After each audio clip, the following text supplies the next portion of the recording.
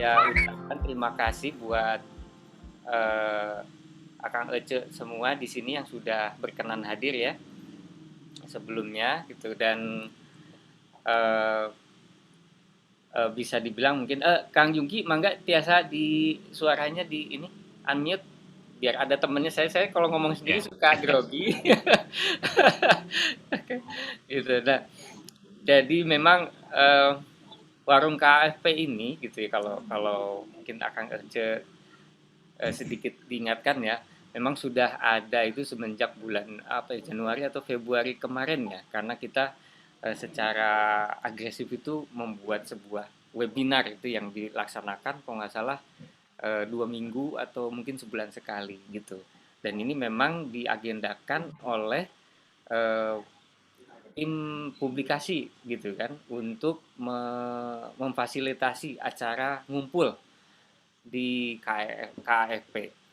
Nah, eh, pada saat itu memang di ini ya diundi ya dalam tanda kutip bukan diundi di istilahnya disayembarakan gitu kan namanya apa gitu kan. Nah waktu itu muncullah nama warung KAFP dengan mungkin kepanjangannya Wadah Ngariung. Nah Wadah Ngariung ini ternyata alhamdulillah gitu ya bisa memfasilitasi untuk kegiatan sharing ilmu gitu kan, sharing pengalaman gitu kan, yang sudah dilaksanakan via Zoom ini sekaligus melalui juga YouTube dan Facebook gitu kan. Nah, eh, tetapi yaitu sebetulnya gitu ya,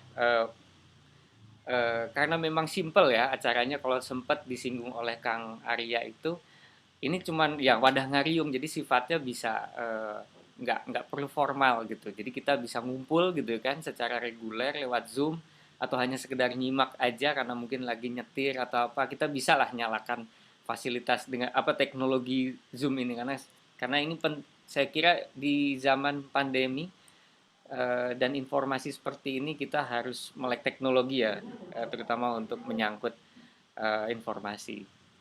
Nah kemudian eh, ceritanya nih ya, ceritanya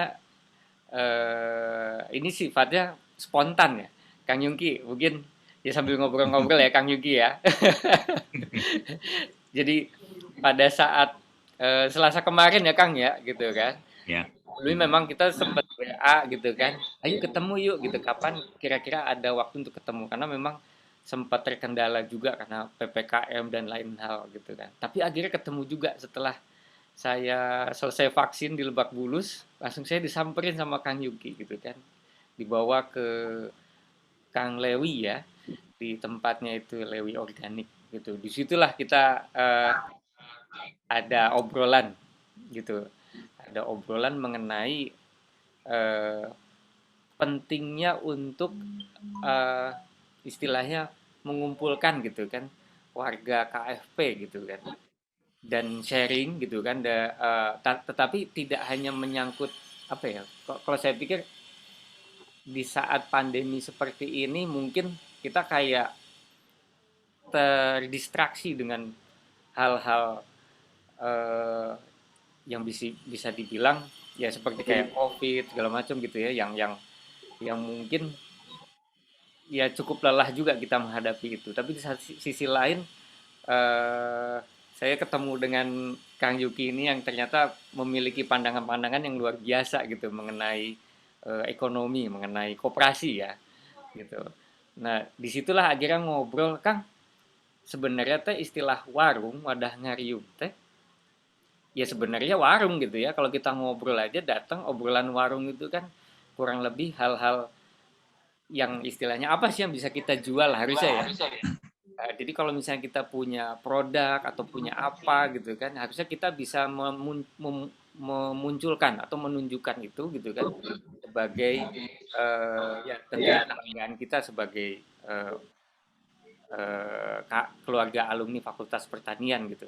Gitu. Nah, dari situ gitu. Jadi mungkin obrolannya warung KFP untuk yang sesi ini gitu dan mungkin akan kita mulai pada tanggal 4 September kemungkinan pagi ya nggak pagi juga mungkin tetap ya jam 4 gitu kan secara rutin itu memang ingin khusus ngebahas tentang ekonomi gitu. Jadi kalau misalnya Akang Ece di sini ada yang memiliki bisnis, terus atau ada yang memiliki ide-ide seputar apa ya pengembangan ekonomi atau mungkin mau sharing lah pengalaman, kayaknya bisa dijadikan momen gitu untuk bisa eh, istilahnya ngariung gitu ya. Itu satu. Terus yang kedua mungkin bisa bisa istilahnya bertukar ilmu atau pengalaman.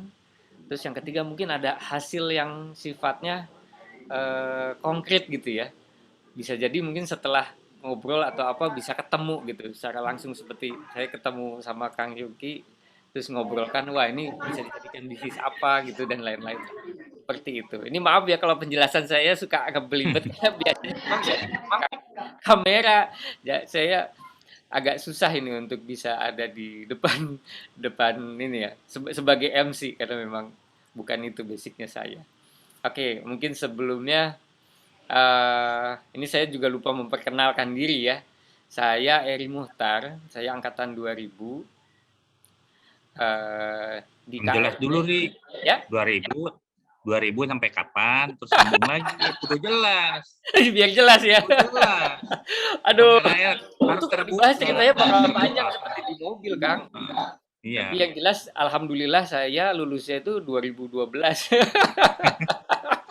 nah jelas. Nanti ceritanya mungkin bisa ada sesi tersendiri. Nih, oh iya saya juga merencanakan untuk di sesi kedua ya, setelah tanggal 4 itu tanggal 18, saya mau modal apa mau bongkar-bongkar rahasia seputar pekerjaan saya, seputar live streaming, seputar Zoom meeting gitu, karena saya dalam masa pandemi itu eh, memang dihadapkan dengan sesuatu hal yang baru. Ini jujur aja Zoom itu sesuatu hal yang baru, kemudian di istilahnya di blending dengan ilmu ya, ilmunya saya di bidang videografi gitu. Jadilah virtual event.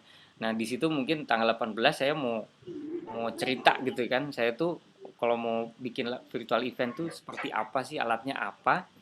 Kemudian kalau kita mau sendiri mau memperbagus tampilan menggunakan aplikasi yang open source bagaimana, itu akan saya bedah di situ gitu. Jadi saya ngasih tahu dari sekarang aja tanggal 18 gitu. Nah, untuk tanggal 4 kita akan ngebahas tentang eh, milenial dan koperasi gitu. Iya Kang, Kang Yuki, betul kan? Ya, Nah, ya. ini, jadi acara kita ngobrol kali ini mungkin untuk ngebentuk ya acara ini. Jadi bisa jadi masukan gitu kan untuk nanti tanggal 4 itu gimana ya format obrolannya gitu kan. Eh, Terus istilahnya mungkin kalau ada ide untuk memasukkan siapa sebagai narasumber sehingga nanti tanggal 4 itu bisa bisa dilaksanakan dengan baik gitu. Sama juga nanti tanggal 18 saya juga akan buat tanggal 11 saya juga seperti ini, hanya untuk istilahnya eh, pertemuan non formal aja ya. Jadi nanti kita bisa ngobrol-ngobrol sebelum nanti minggu depannya di acara sesi warung KFP gitu. Nah, nah ini saya harusnya mungkin ada satu lagi ya, Kang Usda. Tapi sepertinya belum. Tadi Kang sudah. Riki tuh, Kang Riki. Oh, Kang Riki ya. Nah, Itu Kang harus Riki. Kang Riki. Sebentar, Kang Musda sebentar. belum datang. Saya unmute. Tadi mama pindah Kang Riki itu. Kang Riki, wah, Nah, Kang Riki wajib pesertanya bersuara sama Kang Musda. sudah ada 25 ya. Wow, luar biasa. Ini padahal belum acara hari hanya, Kang. Hari hanya kan tanggal 4. Ini baru warm up ya. Warm up, betul, baru warm up. Warm dulu lah biasa. Saya tuh lupa ini bukan pakai yang bisa nampung 1000 ya gitu kan. Baru cuma bisa nampung 100, tapi mudah-mudahan bisa bisa inilah tercukupi. Ya, ini ada Kang Riki ya, Kang Riki angkatan 2004 ya. 2014. 2014. Waduh, terima kasih udah bergabung. Terus di sini ada Kang Yuki. Waduh, ini yang saya tunggu-tunggu nih gitu kan. Ini luar biasa obrolan dari kemarin tuh. mengenai koperasi gitu. Ya, ini jujur aja ini saya baru pertama kali jadi moderator. Bukan moderator, ini kita ngomongnya ini aja ya, apaan formal aja lah. Ya. Gitu sambil mungkin Tunggu Kang Musa kemana? saya akan coba lepas aja ya untuk unmute themselves, tapi mohon kalau mungkin kalau memang ada suara yang agak kurang mengganggu saya mute, jadi tolong jangan ini ya, jangan marah. Gitu. Nah, Kang Yungki, ini Ya. Jadi dari mana mulainya ya? Jadi dari mana kita mulai ya? Nah itu juga. Ini akang-akang, cece semuanya sebenarnya saya ngarepin jangan saya yang bicara, jadi yang lain. Sebenarnya saya ketemu Kang Eri ini waktu itu dia bikin podcast ya. Oh iya. Podcast sama Ce Yulia ya. Oh iya. Saya di sana waktu dengan Yulia itu saya kagum banget dengan sosok Yulia itu ya, angkatan 80 ya. Yang jago banget travelingnya itu ya, sampai bikin umroh sampai berangkatin berapa? 700 orang ya. Lebih 700 orang lebih. Dengan itu jadi ternyata di angkatan 2000 ini mereka jago, ada Kang Riki, ada Kang Musda, ada Kang Andro, ada banyak banget. Jadi kayaknya ini wajib kita untuk sama-sama sharing lah ya. Terus di senior ini sebenarnya ide ini udah lama. Ini sebenarnya ide cita-citanya Kang Dim sama Kang Insaf. Saya cuma ngelaksanain doang gitu. Karena sebagai ketua KFW waktu itu cari gimana caranya untuk ini aja. Jadi sini udah banyak yang turun gunung nih, ada Kang Sony, ada Kang Tunggul, ada Kang Gamal. Udah jago-jago semua nih. Udah Kang Gamal ahli di CPU sama Kang Amal nanti. Kita bikin klaster-klaster lah. Kang Dim dengan Horti dengan Kang Pepen gitu loh. Ada lagi yang bagian mengenai yang perfilman ini Kang Eri, Kang Riki di Horti. Wah, udah sampai bingung nih. Jadi ada siapa lagi? Kang Sony dengan angkutan batu baranya itu takbotnya itu. Ya. Kang Yongki. Ya. Ya. Kakaknya punten kayak kelewat ini ketua P-nya kelewat di benteng. Desa wios-wios. Iya. Apa namanya? Telat. Mungkin kieunya punten untuk yang ini kita sapa dulu. Ya, betul. Boleh. Mungkin Kang Eri teh atau yang angkatan muda kurang begitu mengenal atau kurang begitu paham. Yeah. Sekarang di sini tuh yang ada ya, yang pertama itu Al Mukarom Kang Dim, anjeunna teh kapungkur Dirjen Hortikultura. Kang Dim. Aya Kang Gamal kapengker Dirjen Perkebunan. Mana itu? Aya Kang Gamal. Aya Kang Arif ya, itu. Kang Gamal, mana Kang Gamal? Aya menuju jalan. Aya, terus aya kan. Kapungkur abdi arek penak oge mun hese jeung Kang Gamal. Waduh, punten. Sekali. Aya Kang Arif tuh ayeuna Kang Arif teh di BPPT itu deputy atau director. Kang Arif? Ya. Direktur, Pak. Direktur, Kang. Direktur naon, Kang? Kapungkur Pusat Teknologi Produksi Pertanian, Budidaya Pertanian, ayeuna Pusat Teknologi Agroindustri pasca panenna. Yanten lengkap di hulu ka hilir. Iya punten ya. Seorang senior dia ngiring ngawulang. Kang Ahmad Kurniadi tadi undang. Deputi BKPM. Undanganana umum Kang, perinten teh acan aya waktos Kang connect. Janten Kang akang-akang yang angkatan 2000-an ya. Ini tidak mudah kita mendapatkan partisipan seperti ini ya. Jadi punten ya. CEN oke. CEN Deputy lu. Deputy Depok. CEN Deputy Depok ta. Abi kira Adi kalau di handphone nggak bisa tukar Nah, itu seueur aya juragan ingung teh juragan loba sareng permaduan. Ngung sada atuh ngung. Eta aya Kang Indra teh direktur PIB ya, direktur PIB IKOPIN, Pusat Inkubasi Bisnis Internasional. Jadi bukan maksud saya memperkenalkan yang punya jabatan atau pernah menjabat, tidak. Tetapi sebetulnya skill set kita cukup, source kita tuh hebat ya. Hanya diperlukan hijikeun unggul dan konkret.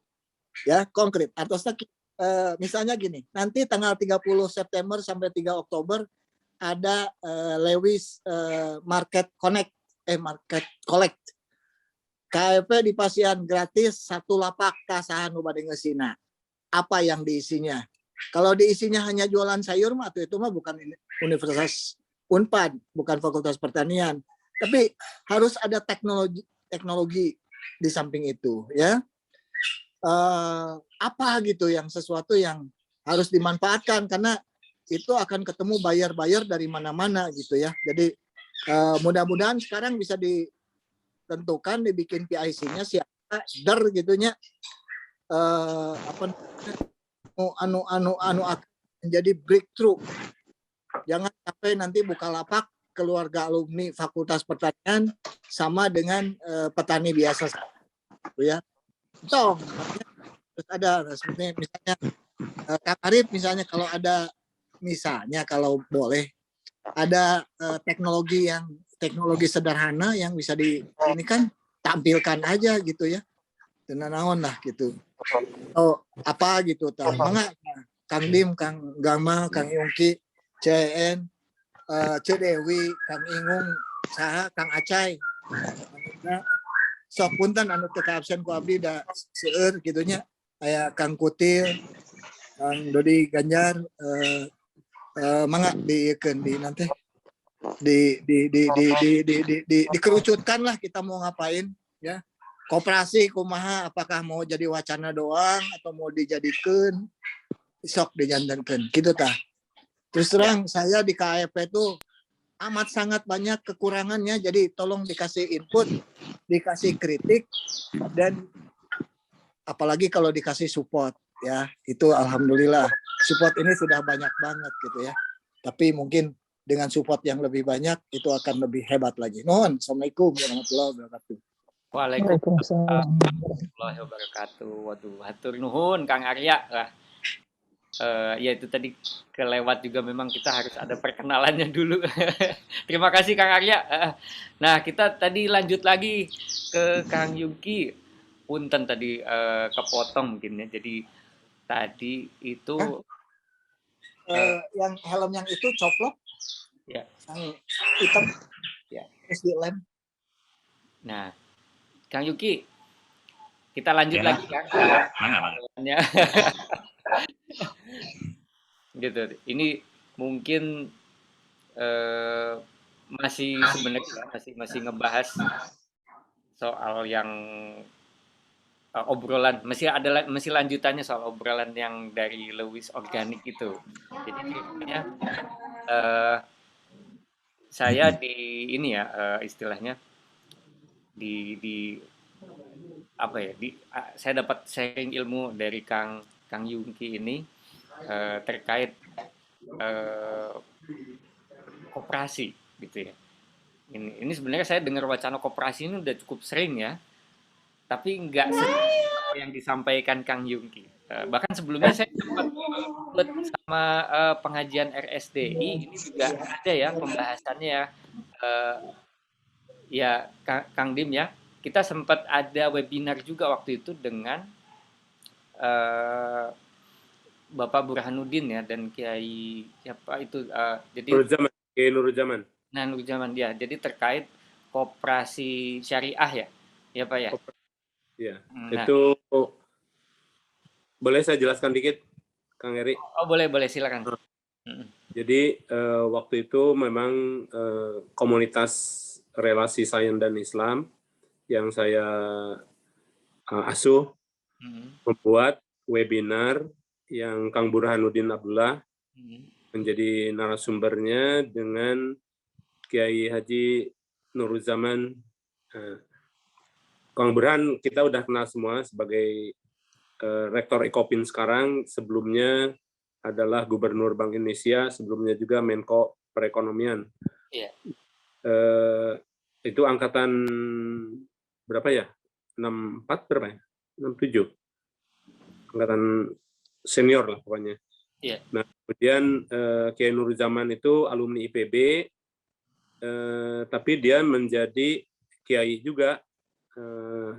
Setiap Rebo mengasuh tadabbur Quran di YouTube juga.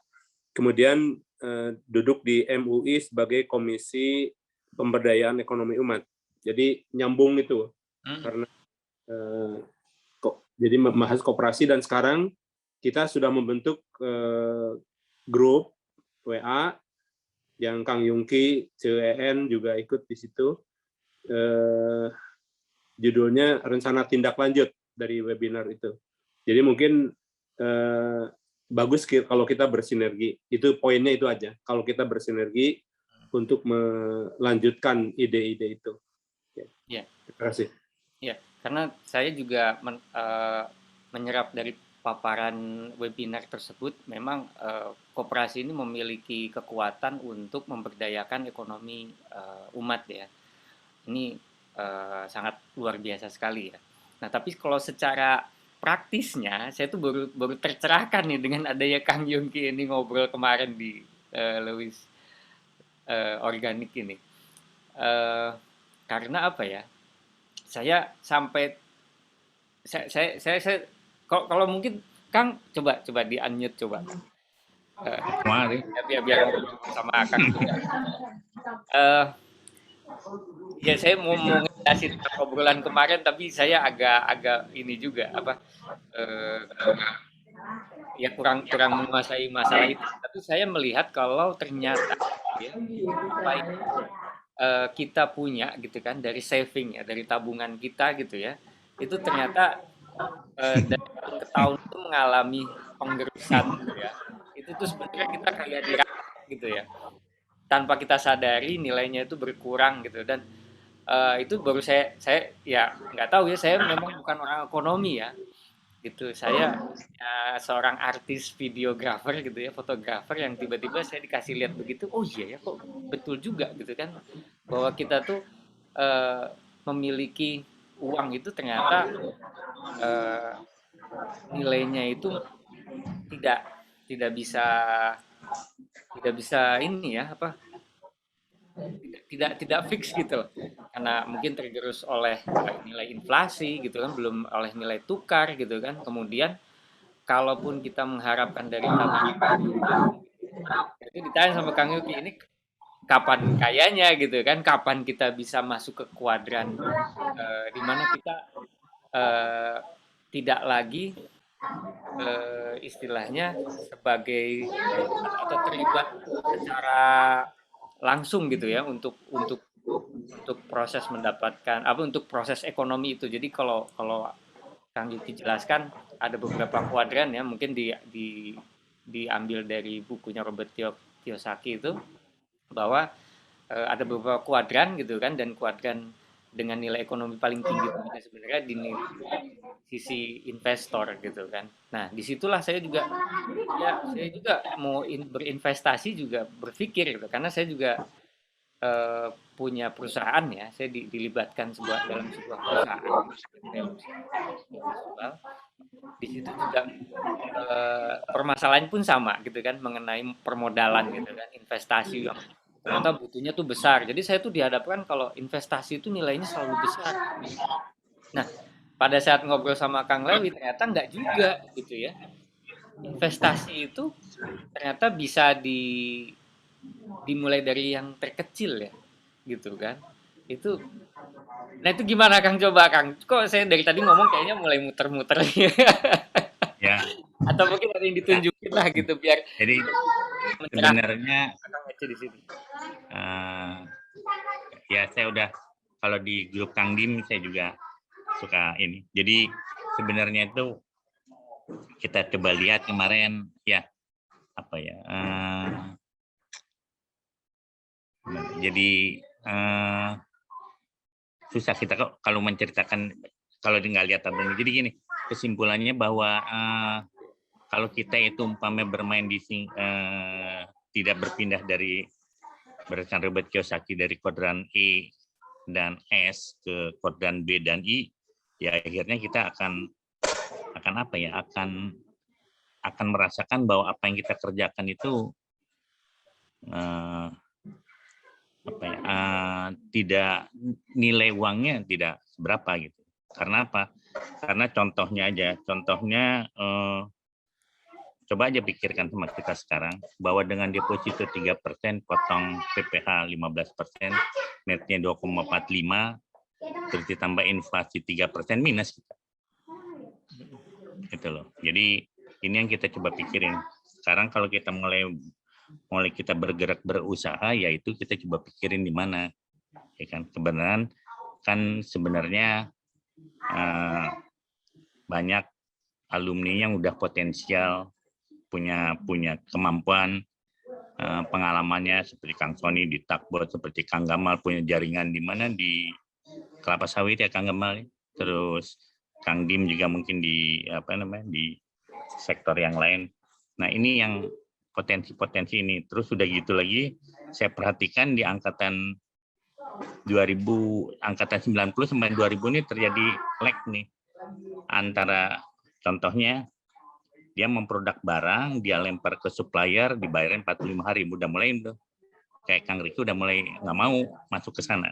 Jadi akhirnya dia menjual retail. Kalau jual retail kan konsekuensinya adalah akan sebesar itu. Jadi nanti kita harus pelan-pelan, kita sama-sama bersinergi. Siapa yang punya, yang biasa dulunya di kuadran E dan S, pindah ke kuadran B itu dengan melalui mana lembaganya ada di koperasi. Itu sebenarnya yang kita coba lihat. Contohnya kemarin saya Kang Engeng, atau dengan perputaran itu berasnya yang hampir berapa tuh 500 ton sebulan kalau nggak salah. Ya kan, dia punya kemampuan seperti itu. Jadi beberapa hal yang itu seperti Kang Gamal, saya belum ketemu sama Kang Gamal dengan potensi petani kelapa sawit, ya kan?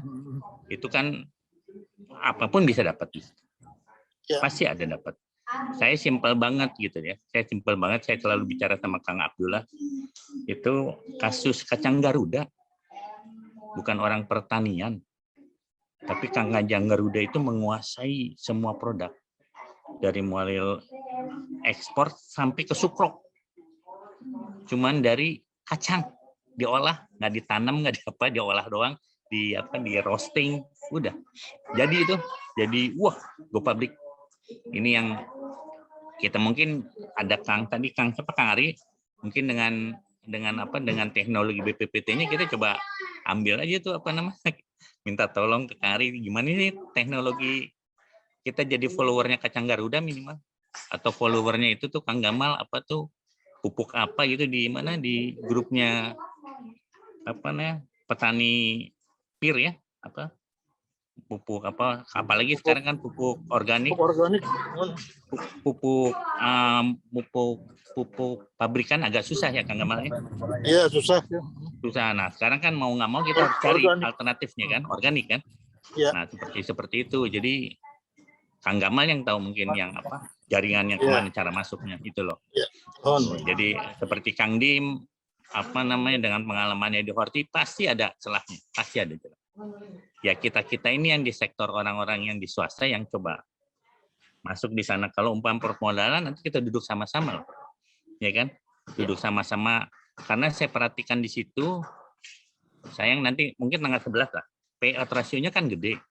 Kalau umpama itu kita simpan uang 1 juta, dengan simpanan anggota 250.000, 50.000 per bulan kali 12, 600.000, 850.000. Kalau itu SHU-nya per orang itu umpamanya itu SHU-nya koperasi 1 miliar dengan 40% permodalan 400 juta per juta, PO rasionya hampir 500.000 tuh. 500.000 dia nyimpan padahal 600.000. Iya. Jadi payout rasionya itu hampir 40% bandingan sama deposito. Iya. Udah nggak artinya, gitu loh. Tapi kan ini harus benar-benar harus ada orang yang di situ. Saya udah bicara sama Kang Fahmi, Indra Fahmi yang memang udah bidangnya tuh. Ini filosofinya salah atau nggak? Takut salah nanti. Salah dimarahin Kang Burhan lagi, Kang Dim. Wah, celaka saya. Bahwa bisa kualat saya. Udah. Kang Yuki nanti bisa tanggal 4 ya, Kang? Ya, nanti. Jadi ini gambaran aja, Kang Gama. Coba aja, Kang Gama. Dengan cost of living umpamanya kita 10 juta, kalau itu umpamanya bunganya cuma 0,5% per tahun, waduh, pusing begini. Karena ini matematik banget ya, Kang ya, gitu Matematik banget. Jadi itu yang kemarin saya sampaikan sama Kang Heri sampai 3 jam. Nah, dengan payout ratio 400.000 dia nyimpen 600.000 kan itu hampir 40% loh. Dan nggak ada bunga Kang Dim, nggak ada bunga kan di koperasi. Jadi bagi hasil sebenarnya. Nanti Kang Dim lah yang ahlinya itu. Hukum fikihnya kayak gimana saya kurang paham tuh Kang Dim. Tuh ya, itu satu. Yang kedua ada lagi. Kemarin saya ngobrol sama Kang Dim. Kang Dim, coba bayangkan, ya kan? Kita bermain di bulan Masehi, ya Kang Dim ya. Iya. Tapi perikanan itu bulan Hijriah. Bulan Hijriah. Telur itu menetas pada gelap bulan, nggak terang bulan, itu bulan Hijriah, nggak ada Masehi. Dan itu alamiah banget, nggak tahu nanti karena kebenaran Kang Dim pernah cerita mengenai binatang apa yang saya ingat banget tuh, mengenai hewan apa gitu, saya nggak paham itu. Dikaitkan ke sana aja udah jelas gitu.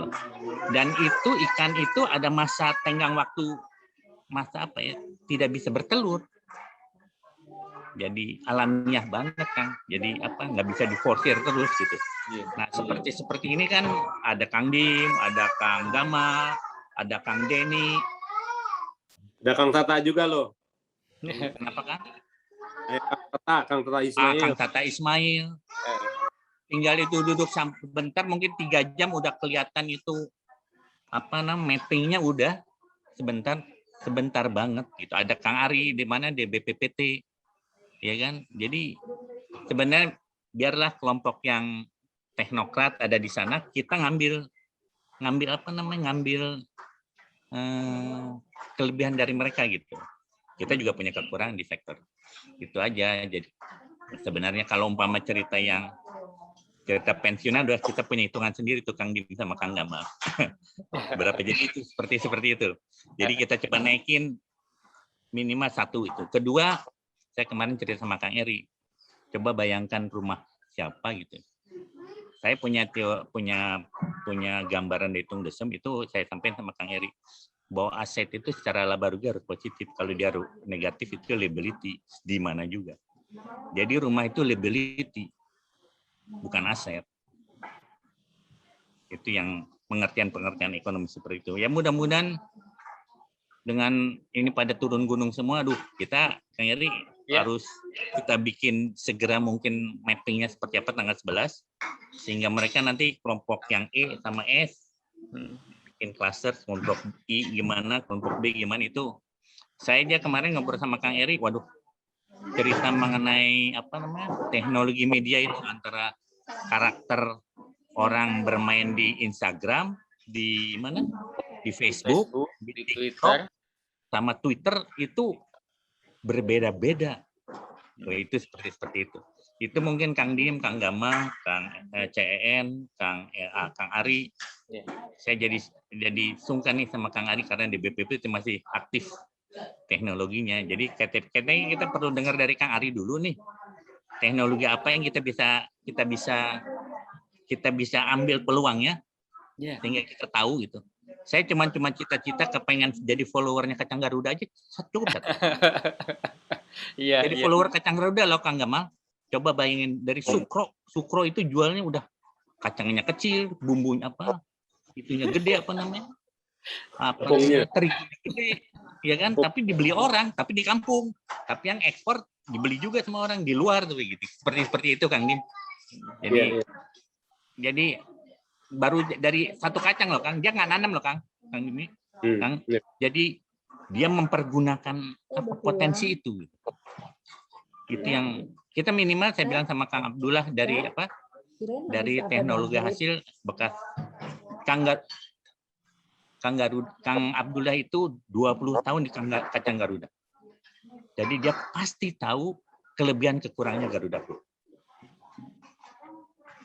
Itu loh. Sayang banget nih kalau Kang Garuda nggak kita Kang Dim nggak kita. Ya kan dia pasti tahu ini dia udah tahu itu 20 tahun sih EO-nya kacang Garuda. Itu. Terus ada lagi 95 Nur Hayati 95. Dia bekas di Ajinomoto, terus dia bekas di Unilever. Sekarang dianya itu jadi ketua jurusan di Prastia Mulia bagian food business, food science and business. Prastia Mulia loh Kang Dim. Prastia Mulia yang kita tahu sekolah manajemen dulunya. Iya. Sekarang itu dia bikin jurusan food science and business. Langsung di bawah siapa aja Pak? Di bawah siapa aja? Antoni Salim. Bayangkan. Di bawah Antoni Salim sama Francis Welira. Itu kan wah itu berarti kan wah udah kita udah nggak bisa ngomong. Gitu loh. Jadi nah ini ada Kang Dim, ada Kang Gamal, ada CEN yang pernah di Teknokrat. Ya kita coba sama-sama lah. Kita saya sama Kang Eri yang praktisi cuma siap ngegas aja. Ngegas gimana caranya Ibu. Sebenarnya itu yang ini ada Kang Ari yang dari BPPT. Ayo kita sama-sama terima kalau mengenai kooperasinya saya udah sampai sama Kang Dim waktu di mana di kita bikin kooperasi yang berbeda mungkin agak berbeda Kang. Nah, ya Kang seperti jadi, apa Kang si KAFP kooperasinya jadi sebenarnya gini supaya kita nggak pusing dibikin klasternya ada klaster budidaya Panamir segala macam itu tanggung jawab macam-macam. Jadi pengurus as a board or director, pengawas as komisaris. Jadi di bawahnya tinggal bikin klaster aja masing-masing. SBU udah selesai. Kita nggak terlalu ribet macam-macam. Kita taruh aja orang keuangan di sana. Selesai. Kontrolnya keuangan. Jadi satu koperasi atau beberapa koperasi Kang Yungki? Satu koperasi. Satu koperasi aja. Nah, ada sub gitu ya? Ya, ada grup. Jadi sebenarnya koperasinya itu jadi holdingnya. Iya. Holding. Di bawahnya itu ada SBU, umpamanya SBU Horti, Kang PPNCS bikin klaster sendiri. Iya. Karena dia yang tahu passionnya di situ, tahu dianya gimana, apanya semua gimana. Umpamanya di sawit, kita tahu ada Kang Gamal di situ bikin klaster sendiri. Ya kan? Mau kita suplai pupuk atau apa. Umpamanya ada budidaya Faname, di situ ada Kang Endi, sama Kang Deni bikin sendiri. Jadi lebih punya fleksibilitas dan bebannya semua dijatuhin ke mereka. Jadi fungsinya komisaris itu ya di holding sebenarnya. Itu aja mungkin. Nanti pelan-pelan mau nggak mau karena itu ada treatment perlakuan pajak kita harus hati-hati gitu loh. Mau nggak mau kalau udah gede ya akhirnya bikin badan usaha di mana koperasi mayoritas di badan usaha itu. Seperti koperasi KPBS. Gitu. KPBS kan yang cuman simpan pinjamnya saja yang unit, yang lainnya udah bentuk PT. Di mana mayoritas dipegang oleh koperasi. Pada waktu itu ya masih seperti itu. Gitu. Itu aja mungkin Kang Gamal sama ini. Karena kalau kita bikin itu SBU sendiri, NPWC sendiri bahaya nanti kalau ada periksa pajak. Iya. Karena dia punya kekuatan untuk masuk ke semua ke dalam. Tapi kalau umpamanya SBU, umpamanya budidaya punya SBU sendiri, nantinya badan usaha sendiri kalau ada masalah di sana ya cuman berhenti sampai di sana. Gitu. Jadi hati-hati nanti kalau udah gede atau udah jalan itu pajaknya terutama PPN-nya sama PPH-nya harus hati-hati.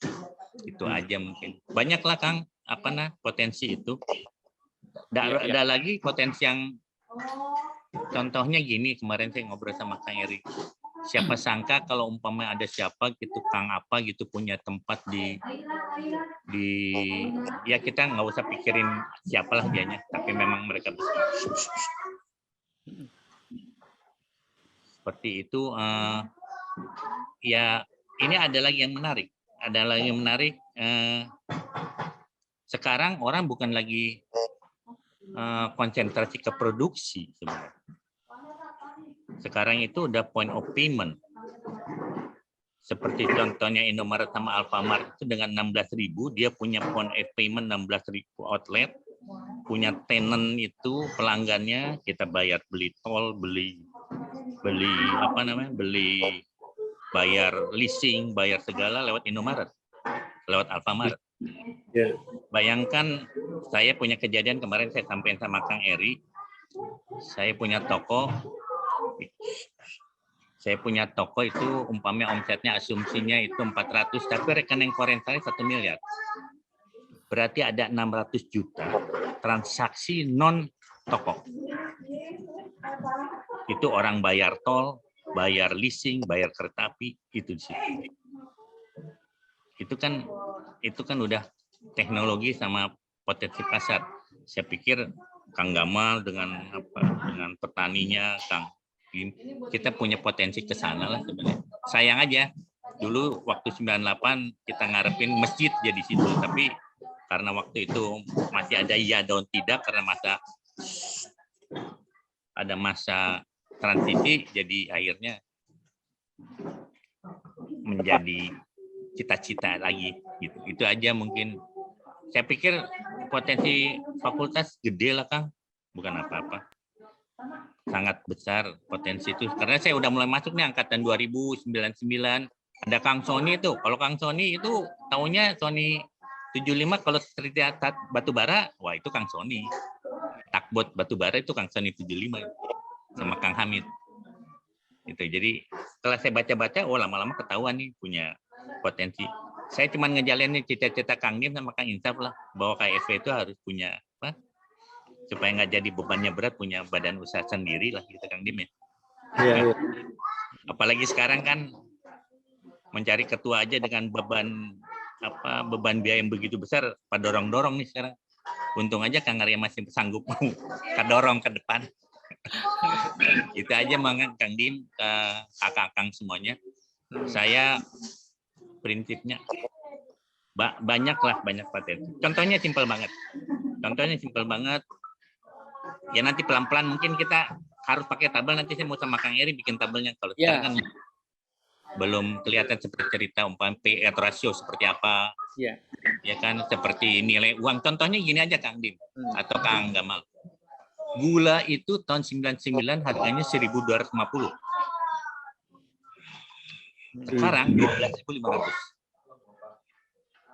10 kali lipat. 10 kali lipat berarti 1.000%. Ya kan enggak? 1.000% nggak bisa dibantah. 1.000% berarti dibagi 22, udah bagi 22 tahun, 50% kenaikannya. Itu loh, ini yang simpel Kang Dim. Ya. Sedangkan kita nilai pendapatan kita kan flat, cenderung flat. Sedangkan ini naik terus 50%. Itu satu. Saya sampaikan lagi, saya terbuka lah.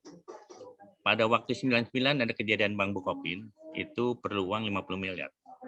Kita masukin.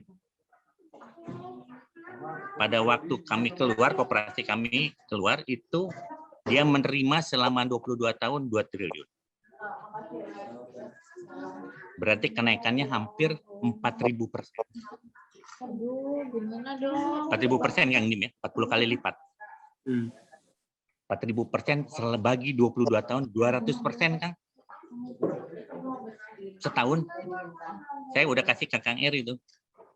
Hitung-hitungan. Ya seperti ini yang harus kita siasati, dan saya yakin bisa gitu. Bisa banget. Contohnya kemarin Kang Musda perlu jelantah Kang. Saya kasih sama dianya, udah jalan, udah dapat 1 ton atau menaik sekarang mau 3 ton kalau nggak salah. Itu Bekasi aja Kang. Padahal jelantah kita buang-buang tuh Kang. Kita buang-buang. Padahal kalau di komplek dikumpulin, jadi dibeliin Kang Musda itu hampir 16.000 per kilo kalau nggak salah. Padahal yang tadinya nggak lihat. Ada nilai ekonominya ya. Ada ekonomi ternyata jalan. Ya kayak gitu. Jadi saya yakin dengan ini, apalagi ada Kang Ari BPPT, makin yakin itu mungkin itu aja. Mungkin ini ada Kang Riki tuh sekarang juga udah keliling-keliling jagoan tuh angkat Tuh, 2000. Kang Yungki, nih ada dari Kang Andi Daging tuh katanya setuju usahanya gaya holding karena lebih realistis. Wah, ini saya coba ini mau nyapa Kang Andi Daging, Bangga. Terus udah gitu, kenapa agak lambat? Kenapa? Kenapa agak lambat? Ternyata rupanya di angkatan tuh pernah ada bikin koperasi. Iya. Cuman 79, 78, 79, 80, 81, 88, ada berapa? Ada 10 angkatan bikin koperasi. Ya, walau-walam. Gitu. Karena apa? Karena mereka bikin kelembagaannya, bukan bisnisnya dulu. Kenapa sekarang kita lama, hampir setahun, saya tetap ngotot bahwa harus bikin bisnisnya dulu. Selama itu nggak ada bisnisnya, kita terima uang dari anggota, buat celaka. Tapi kalau udah ada bisnisnya, maka Kang Gamal bilang, Kang Gi, di situ ada salurin pupuk nih. Perputaran begini, wah kita semangat. Ya kan? Semangat di situ tuh, di piers itu, ini ada apa namanya, ada saluran pupuk nih, tapi pupuknya organik. Wah, kita semangat. Ya kan? Masuk di situ. Oke kan? Kita fair aja sama Kang Gamal di sana sebagai apa? Ya kan? Oke, bagi hasilnya gimana? 30-40, 40-70, 40-60 udah main. Gitu loh. Kan gitu. Jadi uangnya pas dapat dari anggota terus masuk ke sana. Kang Gamal itu ketua Asosiasi Petani Plasma se-Indonesia loh. Bukan, dan itu ratusan ribu hektar. Kemarin saya lihat datanya, maka itu saya ketemu Kang Gamal, cuman sakit Kang Gamal. Iya, batuk. Hati-hati COVID, ya udah saya mundur terus. Itu sih contoh-contoh simpel. Kalau cerita mengenai impor kita mau pusing lah.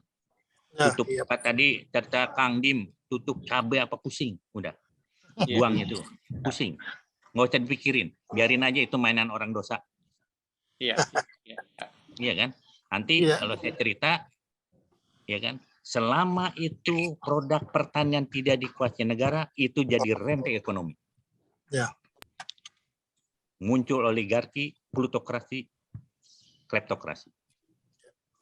Nanti detailnya, saya punya datanya. Tapi nggak perlu itu, buangin aja jauh-jauh. Itu mah urusan orang. Kita mah kita aja. Kang Gamal punya jalur, Kang Dim punya jalur, Kang Ari punya teknologi. Ya kan minimal kacang tuh, si kacang itu kasih sama Kang Abdullah, jadi. Kan gitu. Kang Dim tahu nih daerah-daerah produksi kacang di mana yang bagus, kacang tanah sebagai berkas Dirjen Horti. Ya kan? Kita ya kan udah selesai. Jadi saya yakin kita yang muda-muda jangan terus tenang-tenang loh. Maju cemplung seperti Kang Musda.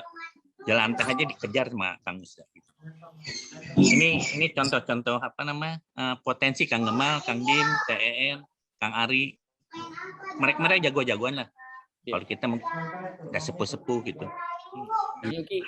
Saya kok pengen nyapa Kang Andi Daging nih.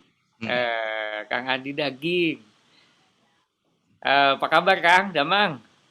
Baik, Damang sehat. Kang Eri sehat. Nah, maka dilanjut. Selainnya Kang Gama, Kang Dim, ya, Kang Yungki, ada yang agak gemuk sedikit, Kang Tunggul 81 tuh nggak tunggul lagi tapi sudah besar sekarang badannya tuh. Ada saya sami Kang Sony, saya Sadayana. Assalamualaikum. Waalaikumsalam. Iya. Ditagi ya, Eri. Ya. Oh iya, Ditagi. Nanti gaduh ide. Iya, Pak Dim. Pilih Kang Andi Daging gaduh ide, naon gitu. Di-share. Ya. Kang, saya ngeliat realistis saja, Kang. Jadi kalau ngomong koperasi kan orang simpel ya. Nantinya lalu image-nya adalah KUD gitu, ya unyil dengdek gitu. Tapi Yungki dari awal udah bilang holding ya udah realistis saja kan. Dalam aliran orang-orang populis juga kan selalu ujungnya asal akumulasi modal. Itu kalau nggak akumulasi modal ya hanya mimpi. Memang nanti balik si surplusnya bisa balik ke anggota kan gitu kan. Jadi kalau nggak profesional, nggak kayak gaya holding nggak akan jalan kan kalau menurut saya. Tapi ada yang jagonya di sini Kang Indra Fahmi nanti Indra bisa. Fahmi itu. Ya, Kang Indra bisa jalan benang merahnya gitu Kang. Gitu. Minta bicara dong Kang Indra. Ya Kang Indra tuh Kang Indra. Ya, mangga, Kang Indra Fahmi. Tidak pernah berhenti terus bicara terus hebat tuh di mana-mana dia.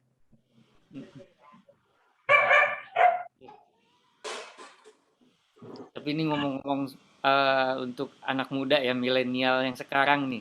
Ini ada Kang Andro 2008, terus ada ini teman-teman saya ya, ini yang angkatan 2000.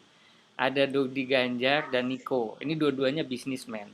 Itu Kang Dodi Ganjar ini dia jadi raja ini ya, bakso gitu ya. Dia produksi bakso dari rumah dijual secara digital marketing dan blast itu.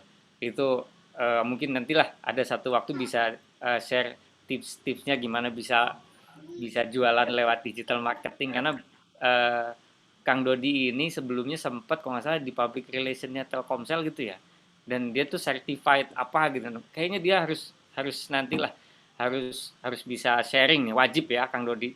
Sama satu lagi nih Kang Niko nih, ini teman saya yang satu ini angkatan 2000 tapi dia canggih banget karena dia sekarang dia fokus bikin company sekarang di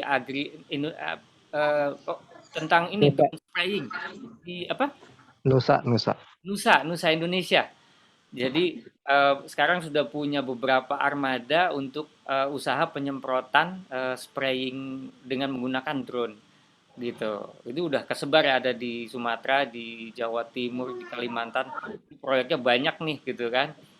Nah, saya pikir ini juga apa ya, salah satu seorang petani yang memiliki terobosan gitu dengan penggunaan teknologi gitu. Saya sebenarnya ingin ngobrol panjang lebar, sedikit aja ya. Saya minta waktunya lah mungkin 5-10 menit lah. Saya mau nyapa mana nih Kang Niko. Siap Kang Heri, kumaha damang? Bisa dinyalain nih biar kenal nih wajahnya. Bentar. Ini sebenarnya tematiknya masih ngobrolin koperasi ya. Tapi tadi ketika Kang Yungki bilang model bisnisnya harus ketemu dulu gitu lah. Selama ini kan kita tuh anak-anak pertanian pada aktif bisnis loh, gitu kan? Karena malah yang pertanyaan kita tuh selalu ketemu permasalahannya tuh adalah modal atau apa gitu kan? Itu yang sebenarnya kalau kita hubungkan ini menjadi hubungan benang merah ini gitu, ini harusnya bisa link and match gitu loh dengan bisnisnya temen Akang Ece yang ada di KAFP ya, termasuk yang baru-baru paling yang muda-muda nih kayak Kang Andro segala macam gitu. Nah ini coba saya minta coba sedikit aja, maaf ya agak keluar dulu dari koperasi. Saya ingin tahu nih tentang Kang Niko ya di Nusa Indonesia Nusa Agri ya. Ya, Nusa Indonesia Agri. Salam kenal semuanya ke Sedayana, Kang, Ece semua yang ada di ikatan alumni. Saya sebetulnya baru kenal dan jatuh cinta dengan drone itu sejak 2 tahun, khususnya drone pertanian. Jadi memang bukan foto udara, bukan drone pemetaan atau mapping, tapi yang bergerak khusus melakukan aktivitas spraying atau penyemprotan segala jenis liquid, chemical ataupun material ke tanaman ya, atau semua jenis komoditi tanaman. Klien terbesar kita memang pada saat ini adalah perkebunan hutan tanaman industri. Hampir 2 tahun ini sudah kita berhasil menyemprotkan kurang lebih 20.000 hektar areal yang kita sudah berhasil kita semprot. Memang saat ini masih fokus di corporate market atau corporate customer, tapi tahun ini akan menjadi tahunnya bagi para petani padi dan pangan serta hortikultura. Mungkin itu Kang Heri, singkat aja, nanti kita lanjut lagi. Ya. Masih di mute ya? Ini masih di mute.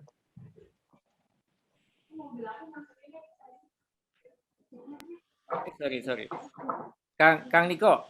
Yep. Coba ini ngobrol dikit aja soal bisnisnya ya. Soal angka lah gitu kan. Kalau ya sebutin aja kayak misalnya yang namanya ini kalau nyemprot berapa, sebutin aja marginnya berapa gitu lah. Ini namanya juga ngobrol bisnis gitu kan. Iya, jadi kepengen. Gimana ya? Jadi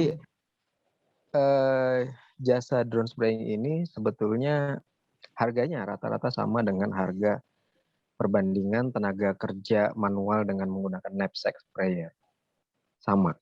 Tapi kita bisa dapetin output yang pastinya jauh lebih besar, lebih banyak, lebih efektif, lebih terukur serta ada proof ya, ada proof of evidence bahwa kita sedang melakukan penyemprotan karena semuanya ada geotagging, ada jalur terbang, ada GPS location dan segala macam yang itu nggak bisa disediain sama tenaga manual.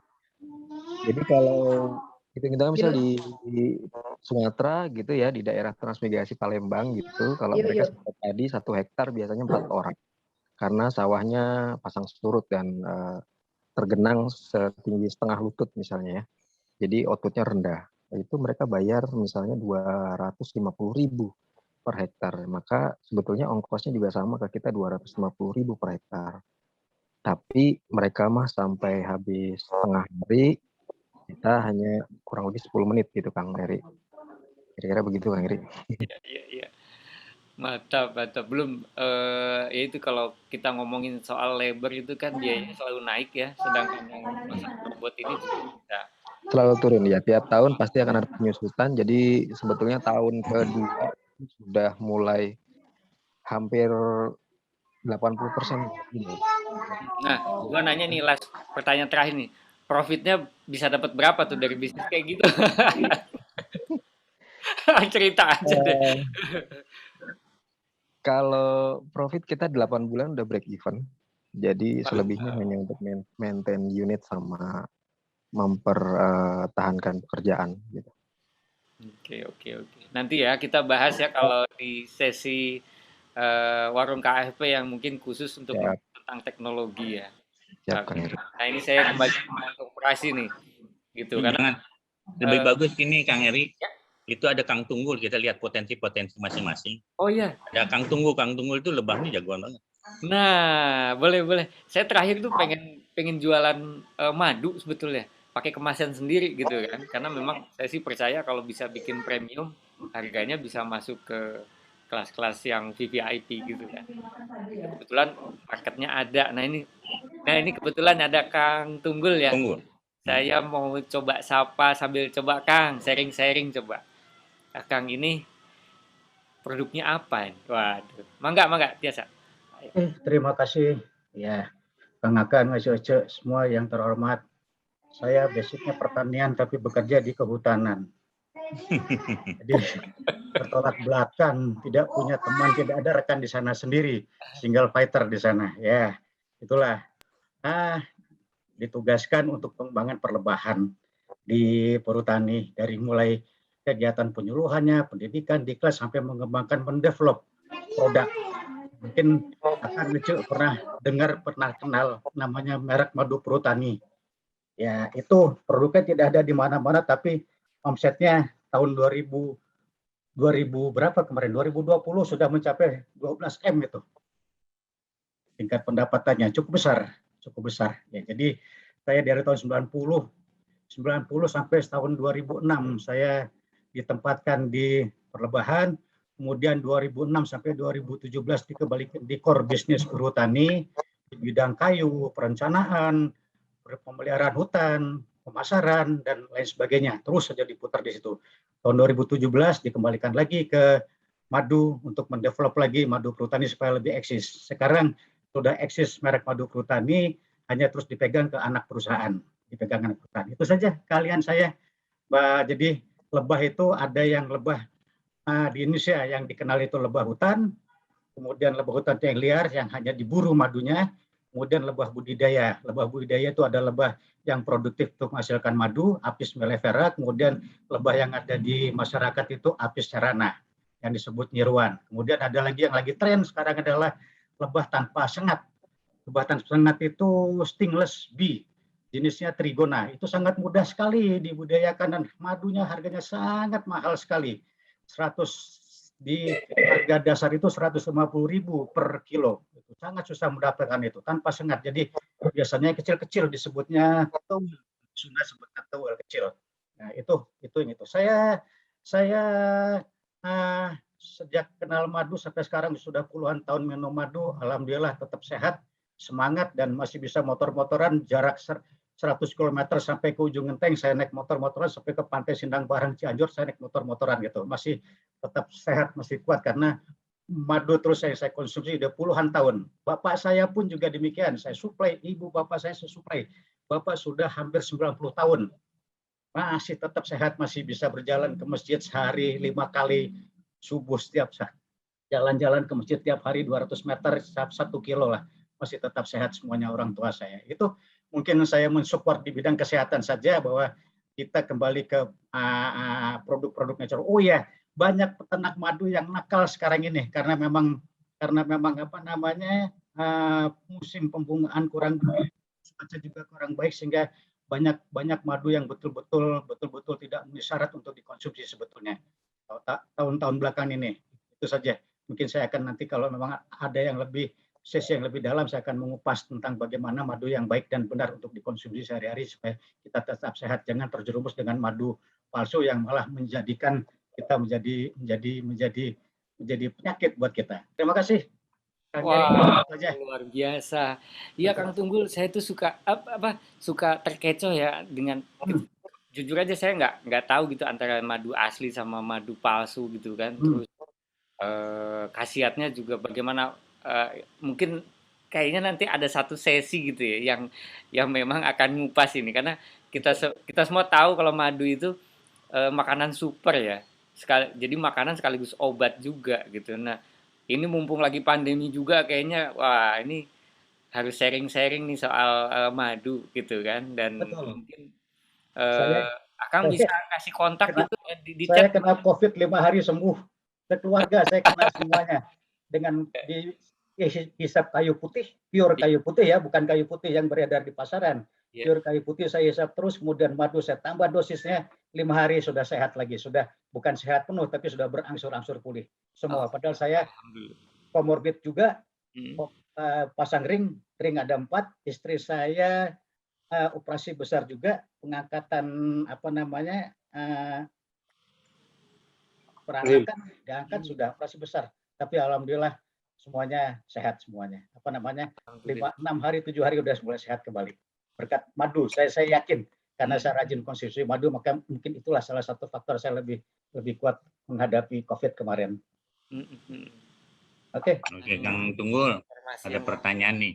Ya, siap. Kang Tunggul kan posisinya di perhutani. Betul. Kalau kaki kanan, boleh nggak kaki kirinya di luar gabung, bikin klaster sendiri? Boleh nggak, kan kaki kanannya di perhutani? Iya. Kaki kirinya kan masih belum dipakai nih. Kalau umpamanya ada kelompok klaster di kelompok kita mau bikin madu, gimana caranya? Masih memungkinkan nggak? Welcome sekali, perhutani sangat welcome sekali, silakan. Tanaman pakan lebah itu welcome, menyediakan tanaman pakan lebah, areal itu sangat welcome sekali. Ya. Kang Tunggul udah pensiun tuh, Kang. Oh iya, saya udah pensiun. Asosiasi Perlebahan Jawa Barat lagi. Nah, berarti kakinya dua-duanya dong bisa keluar. Kang Yuki, Asosiasi Perlebahan Jawa Barat juga kebetulan ketuanya adalah kepala divisi, jadi mungkin sangat welcome sekali untuk pengembangan lebah dalam kawasan hutan, sangat welcome sekali. Ya udah kalau gitu. Oke. Jadi kan potensi itu kan mungkin ada ya. Jadi ada. Dengan pengalaman itu sayang banget kalau ada pengalaman gitu. Terus kita tahu itu bahwa berapa investasinya per satu areal, ya kan? Berapa payback periodnya. Ya kita sama terus risikonya seperti apa, karena ada yang pengalaman ya tentu orang akan berpikir lain lah. Baik, siap.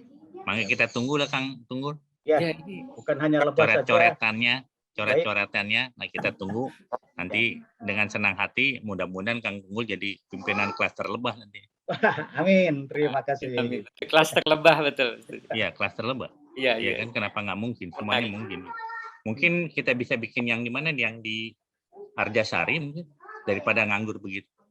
Oh iya, benar. Iya kan? Karena Arjasari begitu besar. Iya kan, itu aja. Enggak, siapa lagi, ada Kang Arif yang BPPT, kita perlu tahu tuh teknologinya seperti apa. Ada pertanyaan nih Kang Yungki. Mangga. Boleh. Mau tanya ini, apakah Kang Yungki atau Kang Arya sudah membuat peta mengenai teman-teman yang punya bisnis, keseluruhan data alumni yang sudah melakukan bisnis, jenisnya apa saja, di mana dan sebagainya lah. Sehingga dengan data itu barangkali Kang Yungki nanti kalau mau bikin koperasi sebagai holding, itu mungkin sudah punya rancangan bagaimana proses holdingnya itu gitu. Itu pertanyaan saya. Terima kasih. Ya. Oke, saya jawab dari sekian banyak, Kang. Sebenarnya udah banyak, cuman mungkin masih sungkan baru dari sekian banyak, cuman baru 2 nih yang ngajuin. Hitam di atas putih itu namanya Kang Denny dengan budidaya Faname dengan payback period hampir 18 bulan, 18 bulan. Terus ada Kang Eng cenderung ke trader beras karena dianya jadi pemasok food station. Terakhir ini dapat berita Kang Pepen. Jadi 3 itu yang sedang apa namanya, nggak tahu nih Kang Riki masih ragu-ragu, masih belum ini. Oh ya Kang Lewi itu nanti kita di sana masuknya sebagai trading. Jadi ini pelan-pelan kita coba gali, baru 4 itu. Kalau yang lain belum ada mappingnya, baru seperti itu. Mungkin saya mau ketemu Kang Gamal, mau duduk sama-sama gimana cara mapping dengan Kang Gamal mengenai kelapa sawit. Saya bukan orang bisnis ya, jadi tidak tahu prosesnya bagaimana.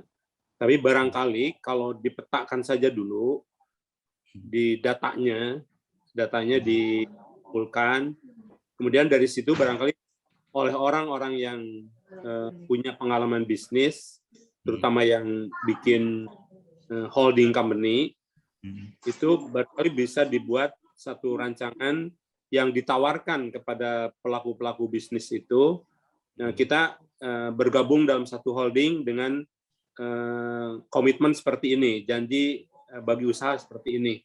Mungkin akan kalau itu positif, kondusif, pasti akan diterima oleh yang bersangkutan. Jadi jangan menunggu mereka mengajukan proposal, tapi kita menawarkan proposal kepada mereka. Gitu.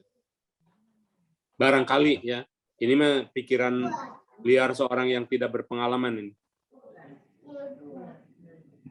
Maksud Kang Dimin yang menawarkan proposal gimana Kang Dim?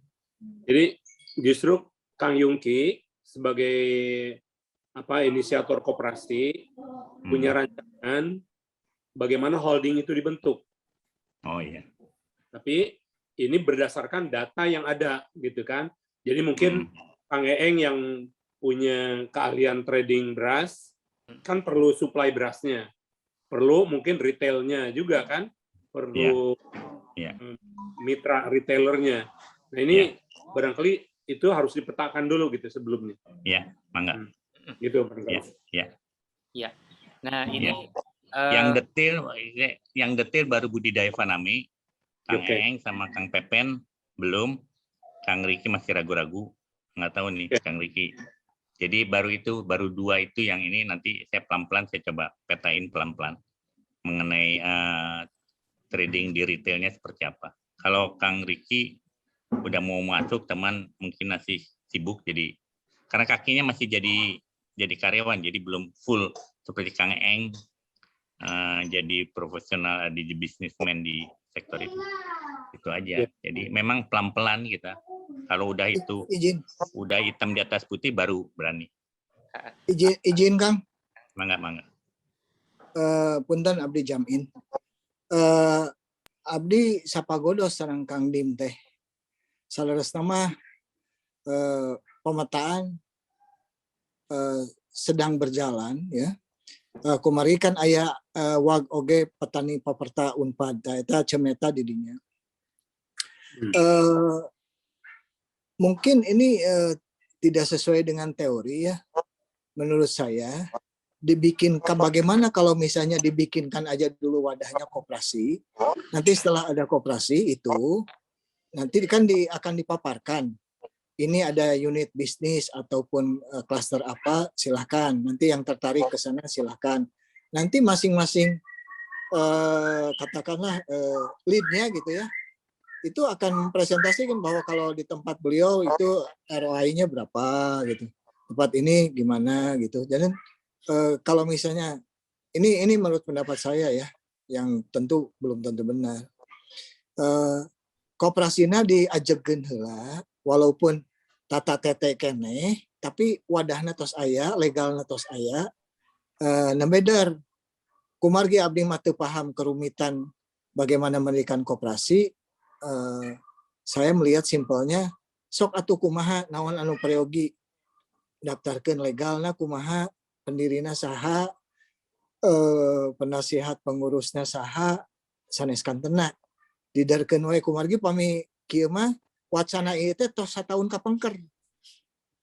Anu ieu bisnis itu, nu ieu bisnis ieu, dan sanes kanten lah. Nah ini saya kira saatnya ya kita bergerak, dan tidak usah mengharap bahwa koperasi ini akan mendapat buy-in dari seluruh alumni. Saya mah tidak sampai ke sana.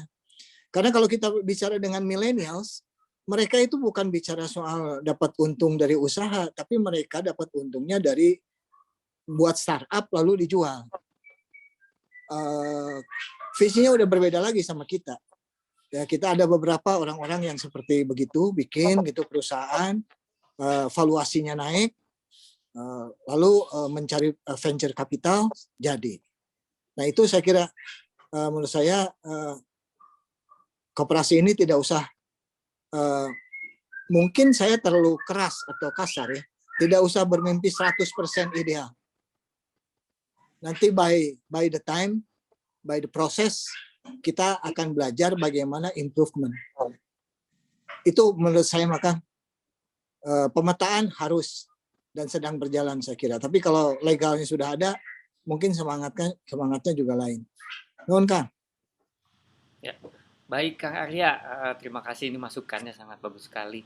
Nah ini rencananya untuk warung KAFP ini mungkin kita sepakat ya kalau mungkin kita akan selesaikan, kita tutup pada pukul 5.30. Jadi kita punya waktu 10 menit lagi ya, karena mungkin 5.30 kita akan siap-siap untuk maghriban dan lainnya. Nah di sini ada yang raise hand nih. Saya mau menyapa dulu Ce Sri Ernawati gitu. Ce, mangga Ce. Aya nu bade di ini ditanyakan. Nah, silakan, mangga. Mangga. Nuhun. Assalamualaikum warahmatullahi wabarakatuh. Ya. Hatur nuhun. Mungkin dengan keterbatasan waktu saya ingin sharing. Nomor satu saya mengucapkan salut ya kepada Kang Yungki dan teman-teman semuanya yang konsisten menyiapkan koperasi ini. Kedua, saya memang dengan Kang Dim dalam waktu-waktu ini, saat-saat ini sedang berdiskusi juga untuk menyiapkan cara pemberdayaan umat yang akan menjadi bagian dari arsitektur ya, bagian daripada konstruksi arsitektur yang sedang disiapkan oleh MUI. MUI itu punya kelompok peduli umat, bukan kelompok peduli umat. Komisi Pemberdayaan Umat. Komisi Pemberdayaan Umat. Insya Allah ya, kalau lihat dari arsitekturnya luar biasa yang akan mereka siapkan, di mana akan menyiapkan kawasan halal di 154 kabupaten atau kota. Nah, kawasan halal ini akan diisi oleh industri-industri yang berkaitan dengan produk-produk olahan daripada pertanian. Nah, oleh karena itu, kalau ini jalannya baik, betul, merupakan sebuah potensi kita untuk bersinergi. Koperasi ini bisa bersinergi dengan arsitektur daripada koperasi peduli umat ini. Ini akan bergerak skala nasional. Nah, yang satu lagi yang saya ingin gali lebih jauh, yang mungkin menjadi informasi juga buat kita semua, mereka akan mengandalkan kekuatannya dari kekuatan digital, di mana mereka akan mendatabase anggota-anggotanya dimanapun, dan satu orang itu bisa bermacam-macam koperasinya yang dia anggotai, sedemikian rupa sehingga sebetulnya mereka itu tidak harus bayar uang simpanan pokok, Kang Yungki. Simpanan pokoknya tuh hanya 1.000 katanya satu orang. Tetapi andalan mereka adalah aktivitas ekonominya. Nah, untuk itu saya belum pelajari betul bagaimana mereka bisa begitu. Mohon kalau bisa, kalau ada waktu, teman-teman yang menguasai tentang digital ini, yang akan mengembangkan kekuatan digital di grup ini, tolong diikutin bagaimana cara mereka mengembangkan database-nya. Mereka tidak akan keberatan kalau kita meniru atau kita insert kepada kelompok itu. Karena tujuannya adalah untuk pemberdayaan ekonomi umat. Saya kira itu dulu, mungkin nanti untuk lebih jauhnya informasinya bisa kita sharing. Terima kasih. Ya, nuhun Sri Ernawati. Terima kasih. Mungkin selanjutnya saya serahkan ke Kang Yungki mungkin. Kita masih punya waktu 7 menit. Kang Aceh, Kang Indra Fahmi, Kang Indra Fahmi. Kang Indra Fahmi. Ya, coba. Mangga Kang Indra. Mungkin bisa ngasih masukan. Boleh izin sebelum Pak Kang Indra? Oh iya. Ya, mangga, Pak. Tadi Kang Iwan ya yang raise hand ya? Iya, mangga. Iwan. Punten ya Kang Indra sebentar habis Kang Iwan. Mangga. Satu, saya sih Salam cuma kata nih. satu, kalau dilihat dari judulnya milenial diskusi bisnis meeting. Mohon maaf nih kalau saya melihatnya ini bukan milenial, kebanyakan kolonial. Satu. Harusnya mungkin gini, misalkan sebuah topik bisnis meeting itu, let's say kita mau ngebahas bisnis apa nih, punya siapa, coba mereka, misalkan Kang Tunggul nih, atau tadi yang drone itu, ceritakan bagaimana muncul ide, bagaimana dia melakukan bisnisnya, sehingga bisa, sekarang ini sudah tahapan mana. Entong ujuk-ujuk ditanya ROI, itu mah rahasia dapur. Itu satu.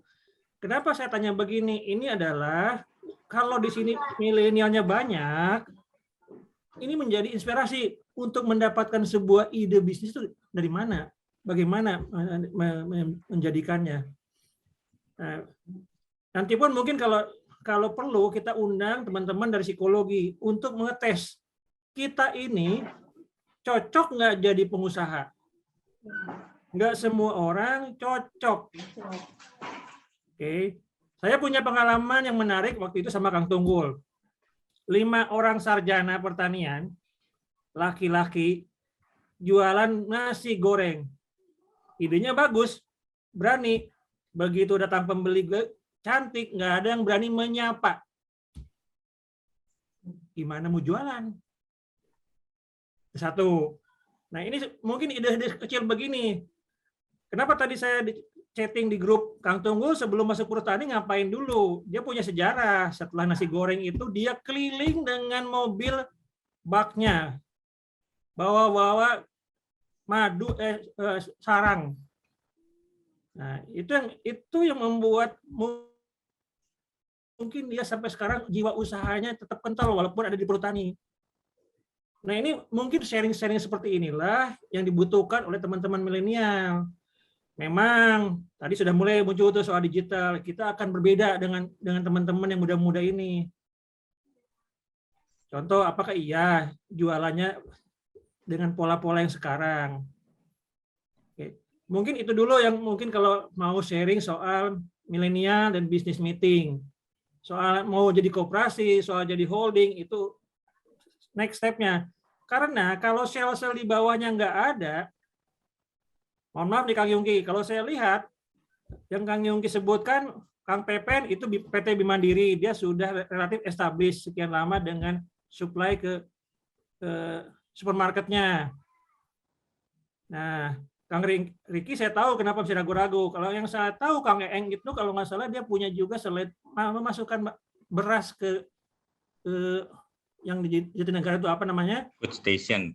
Nah, dia pun punya kelompok atau koperasi Malai Padi kalau nggak salah. Ya. Nah, disitulah sebetulnya idenya apa membuat Malai Padi sehingga dia punya step-step, punya supply chain yang bisa sampai jualan. Nah, apakah kita mau menguasai dari mulai produksi sampai ke pasarnya nantinya atau bagaimana? Itu kita kupas di situ per masing-masing entity, menurut saya itu aja. Mungkin itu masukan dari saya. Ya. Wah, ini masukannya buat warung KFP ya. Terima kasih Kang Iwan. Nah, sekarang kita terakhir ya, paling tadi mau menyapa Kang Indra. Silakan Kang. Ya, nuhun. Assalamualaikum. Saya sendiri kalau bisnis sendiri banyak gagalnya, tapi lebih banyak jadi pengajar. Saya sekarang di Pusat Inkubator Bisnis dan Kewirausahaan IKOPIN, PB, banyak berinteraksi dengan UKM-UKM maupun dengan koperasi. Jadi aktivitasnya lebih banyak kepada penguatan, jadi ke pengaksesan, jadi ada akses pasar, ada akses manajemen, teknologi informasi, ya, dan lain sebagainya. Nah, terkait dengan kita, saya sendiri juga tertarik baru ikut warung, itu baru aja tadi pagi atau tadi siang ketika baca di grup WA, itu ternyata ada, itu kayaknya menarik gitu ya. Jadi saya ikut pun di sini lebih banyak awalnya mau mendengar, nah, tapi kemudian ada juga grup koperasi yang dimonitor, yang didorong sama Kang Yungki. Nah, saya juga lagi meraba-raba. Nih, warung ini tuh memang sebetulnya awalnya lepas saja gitu, artinya bebas aja ngomong, sehingga ada ide baru, ada kemudian gagasan baru, atau mungkin ada jejaring di antara sesama alumni, atau sebetulnya warung itu mau didorong setelah ada potensi, kemudian ada dalam rumah besar koperasi yang digagas oleh Kang Yungki gitu ya. Tapi dua-duanya itu bisa gitu. Jadi artinya satu sisi membesarkan membesarkan koperasi, ya kita berharap ada semacam guyup, tapi juga bagaimanapun juga yang namanya koperasi adalah organisasi bisnis. Jadi bisnis itu harus punya kebutuhan yang sama, dan kemudian yang kedua adalah trust, ya, dipercaya oleh banyak kalangan, banyak pihak, minimal oleh anggotanya. Sebab kalau tidak ada kebutuhan yang sama atau tidak ada trust, maka jalan koperasi ya seperti di banyak tempat gitu ya yang kita sering temukan. Papan namanya ada, tapi aktivitas ekonominya tidak ada. Jadi ya koperasi ya bisnis, artinya bukan sekedar paguyuban. Itu aja mungkin Kang Eri. Jadi saya sih lebih banyak belajar, mengikuti ya pelan-pelan. Nanti kalau ada sharing, oke. Ya, mudah-mudahan warung ini kan berarti niatnya rutin ya. Ya, betul Kang. Nah, jadi mungkin bisa artinya ngomongin koperasi juga, ngomongin yang lain. Betul, iya. Terus terang aja ini masih informasi awam, dan saya juga kan selama ini nggak pernah aktif lah di keluarga alumni, baru sekarang ini aja. Apunten, nuhun. Atur nuhun, Kang Indra. Nah ini mungkin sekaligus menutup acara Warung KFP yang ini pre-session sebetulnya, karena sesi 1, episode 1 itu akan dilaksanakan pada tanggal 4 September dengan tema koperasi dan milenial. Nah, dari pembicaraan ini gitu ya, saya senang sekali karena tujuan utamanya adalah ngebangun keakraban itu sudah sepertinya tercapai ya gitu kan, dengan ada acara ngumpul dan ngobrol, sharing session untuk membangun atau berbagi seputar permasalahan ekonomi ya, terutama bisnis gitu. Dan diharapkan memang obrolan itu bisa tetap dibuat guyup seperti ini untuk sesi 1, dan kedepannya akan lebih mengerucut gitu. Jadi nanti akan ada obrolan tentang koperasi, berikutnya obrolan tentang virtual event, ini saya mengajukan sendiri, mungkin berikutnya tentang madu ya, karena ini sangat menarik sekali ya. Nextnya mungkin tentang drone spraying nih, karena sesuatu hal yang sangat canggih ya, yang mungkin kita semua juga harus melek terhadap teknologi. Nah, untuk kali ini saya kira cukup sekian dulu ya. Terima kasih buat semuanya. Jadi buat Kang Eri, punten, saya mau minta tolong sebelum ini sebenarnya, sebelum tutup sebenarnya, silakan Kang. Kita sebenarnya nggak tahu lewat Kang Indra nih, saya mau minta tolong pandangan Kang Burhan terhadap paper itu bagus banget yang kemarin disampaikan sama lewat Kang Dimyati. Jadi kalau kita ada waktu sebenarnya sebelum kita lanjut ke yang jauh-jauh, kalau mau ada kesempatan mungkin gimana caranya kita, Kak Indra, memberi kesempatan awal, memberikan outlook ekonomi ke depan dari Kang Burhan dulu, sehingga kita bisa mapping lebih jelas. Iya, Kang Itu Yuki. sebenarnya lebih enak gitu loh. Jadi kan semua orang akan dengar itu pendapat seorang senior dan ya seperti Kang Dim bikin itu, papernya bagus banget itu. Bagus banget. Nyata sekali bahwa pendapatan per kapita, income per kapita semuanya itu yang kita harus siasati. Itu aja mungkin. Nggak tahu nanti Kang Indra kita coba. Ya, Kang, mungkin nanti kita obrolkan lagi ya, Kang. Kira-kira nanti untuk warung kafe tanggal 4 September ini siapa saja yang akan dilibatkan gitu, karena memang obrolannya seputar koperasi dan milenial juga gitu. Atau mungkin akan ya tentunya obrolan tentang bahan untuk tanggal 4 sepertinya akan kita lanjut ya di komunikasi pribadi atau di grup. Oke, terima kasih semuanya, Kang Ece. Saya ini ya, kita tutup ya. Informasi berikutnya di-share juga di Instagram KFP, Kang Eri, supaya yang lain mungkin bisa baca. Oh iya betul ya. Kalau tadi sifatnya mendadak sekali ya. Supaya lebih banyak yang baca gitulah kalau di-share di Instagram. Kang Ingung punya Instagram gitu, Kang Ingung? Baru 2 hari yang lalu bikin. Aku 2 hari yang lalu bikin. sedikit emang kayak dulu waktu kita awal bikin WAGPFU itu saya pernah bikin 1 hari itu gimana caranya di chattingan itu hanya ngomong 1 komoditas. Waktu itu pernah saya masukkan hanya jagung, yang lain ngomong yang lain saya usir, jadi ngomongnya jagung. Entah itu ada yang ngomong produksi, entah itu. Jadi tolong nanti kalau masuk ke sebuah topik diworo-woro juga, jangan terlalu umum. Iya. Kalau saya misalnya minat sama madu, pasti akan masuk. Kalau enggak ya nggak apa-apa, keluar nggak ikutan. Setuju. Satu lagi Kang Eri. Ya. Tadi saya tanya mengenai data bisnis teman-teman alumni. Ternyata Cemeta menyebut di PFU ada itu data itu. Jadi mungkin juga ini bisa dipelajari. Oke. Terima kasih, itu aja. Iya. Cemeta.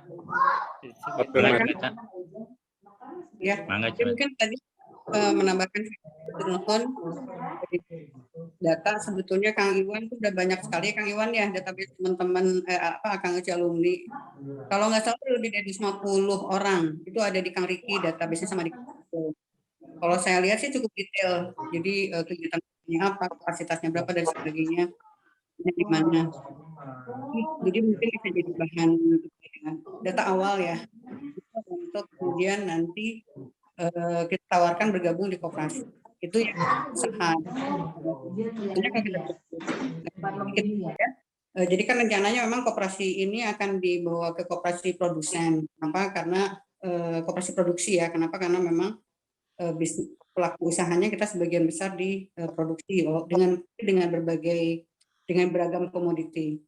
Nah, sebetulnya Kang Eri kalau ada waktu sih nanti untuk yang tanggal 4 kita kan juga sudah menyusun nih anggaran dasar, anggaran rumah tangga, terus kemudian logo sudah ada, nama juga sudah ada, simpanan ya usulan simpanan pokok wajib dan sebagainya juga sudah ada, sehingga kalau diperbolehkan sih bisa ada presentasi dari tim koperasi, jadi nanti buat Akang Uci yang hadir juga dapat gambaran yang lengkap seperti apa koperasi yang akan didirikan. Jadi kalau dibilangin belum ada tuh kita udah setahun ini ya nyusun semua dokumen, sudah komunikasi ke Kang Burhan dengan Kang Yungki juga, sudah ketemu Kang Indra Fahmi beberapa kali by Zoom juga, jadi sudah ketemu dinas, sudah ketemu notaris, gitu ya, sebenarnya tinggal gitu.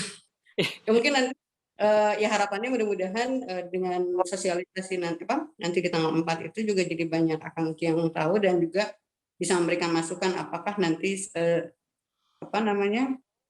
usulan koperasi yang akan disampaikan itu sudah sesuai atau belum, atau mungkin ada masukan-masukan lagi. Sekaligus juga harapannya sih bisa menjaring animo juga dari Akang Uci alumni. Mungkin itu aja Kang. Ya, terima kasih. Ini jadi saya terpikirkan untuk mungkin lebih mengerucut sekali ke koperasinya ya. Bila perlu sekaligus launching juga ini kayaknya. Gitu. Terima kasih Kang. Ya untuk tanggal 4 memang eh Atau minimal pre-launching ya Pak. ya Kang Eri. kita pre-launching ya, soft launching ya. Betul. Soft launching. Kita bikin soft launching saja gimana kalau tanggal 4 itu untuk koperasi KFP. Jadi judulnya memang kita pertegas aja. Warung KFP judulnya adalah Koperasi KFP gitu. Nah, di situ kita akan coba soft launching aja gitu kan. Siap nggak siap? Tapi pasti siap lah. Karena saya lihat juga tadi apa yang sudah dipersiapkan selama setahun kebelakangan ini juga sudah sangat matang kan. Jadi kita bikin momennya di mana pada tanggal 4 September itu saya pikir sudah go public ya gitu kan. Maksudnya secara campaign-nya. Secara konsep ya. Ya, secara konsep betul ya. Ya, memang yang kita lagi masih mungkin dengan Kang Yungki berdiskusi itu untuk membahas tentang manajemen gitu kan, siapa yang jadi pendiri, kemudian nanti pengurus, pengawas gitu ya. Tapi minimal kan ya nanti mudah-mudahan harapannya dari acara tanggal 4 ini bisa juga menjadi informasi lengkap buat Kang Uci yang juga nunggu ini seperti apa nih gitu kan, koperasi yang akan dibuat di KFP seperti itu. Oke, ya. Ini terima kasih banyak ya untuk masukannya Kang Ece semua gitu kan. Saya yakin ini pasti kayaknya waktunya juga nggak cukup ya buat kita ngumpul untuk sharing-sharing seperti ini gitu ya. Dan saya pikir juga secara pribadi saya berpikir kalau ini harusnya mungkin kita buat rutin bahkan setiap minggu gitu. Walaupun mungkin dalam selang-seling ya, mungkin sekarang ngobrolnya bisa ngacapruk gitu kan, minggu depannya agak fokus, besoknya ngacapruk lagi, minggu depannya agak fokus. Tapi mungkin ngacapruknya akan lebih dibikin lebih rapih lagi. Nah ini untuk yang pertama kali, jadi saya mohon maaf kalau misalnya ada kurang-kurangnya gitu kan. Kita akan lanjutkan ini gitu kan, kita akan biarkan ini menggeludung dengan menjadi bola salju yang lebih besar lagi ya. Dan saya harapkan juga mohon bantuannya dengan apa ya, setidaknya untuk mendukung lah, untuk meramaikan lah gitu kan daripada kegiatan KFP ini. Ini saya mohon maaf sekali lagi, ini kalau harus saya tutup ya. Mungkin kita akan lanjutkan di grup gitu ya. Ini sudah injury time ini 10 menit. Saya mohon maaf sebelumnya. Izin pamit semuanya ya. Kita tutup dengan ucapan hamdalah alhamdulillahirabbil alamin. Kita tutup warung KFP ini. Terima kasih semuanya. Ya, assalamualaikum warahmatullahi wabarakatuh. Waalaikumsalam warahmatullahi wabarakatuh. Saya foto dulu.